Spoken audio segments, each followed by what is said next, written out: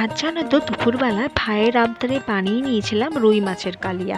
দেখতে যতটা লোভনীয় হয়েছিল, খেতে তার থেকে অনেক অনেক অপূর্ব হয়েছিল। তার জন্য প্রথমে রুই মাছগুলোকে হলুদ আর নুন মাখিয়ে ভেজে তুলে নেব।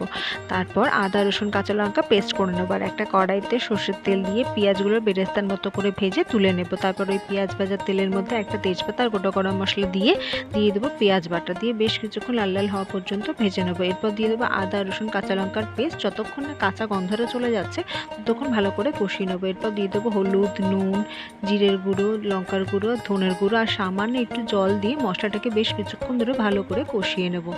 এরপর দিয়ে দেবো বেশ অনেকটা টমেটো বাটা, দিয়ে আবার একটু মশলাটা কষিয়ে নেবো যতক্ষণ না কাঁচা গন্ধটা চলে যাচ্ছে। এরপর দিয়ে দেবো আমি টক দই। দই দেওয়ার পর আবারও বেশ কিছুক্ষণ ধরে কষিয়ে নেবো। এরপর দিয়ে দেবো পরিমাণ মতো জল, আর ভেজে রাখা রুই মাছগুলো দিয়ে দেবো, আর উপর থেকে দিয়ে দেবো কাজু আর কিশমিশ, দিয়ে হালকা হাতে নাড়াচাড়া করে নেবো যতক্ষণ না গা মাখা হয়ে আসছে। এরপর দিয়ে দেবো উপর থেকে ঘি আর বেশ অনেকটা গরম মশলার গুঁড়ো, দিয়ে আবার একটু হালকা হাতে নাড়াচাড়া করে নিয়ে দিয়ে দেবো এবার ভেজে রাখা বেরেস্তাগুলো। এই বেরেস্তা দেওয়াতে কিন্তু রুই মাছের কালিয়াটা খেতে আরও সুন্দর হয়। আর এমনভাবে যদি রুই মাছের কালিয়া বানানো যায় না, তাহলে অনুষ্ঠান বাড়িও হার মেনে যাবে। আর গরম ভাতে যখন এই রুই মাছের পিসটা পড়বে না, ব্যাস এক থালা ভাত খেয়ে নেওয়া যাবে, এতটাই ভালো হয় খেতে এই রুই মাছের কালিয়া।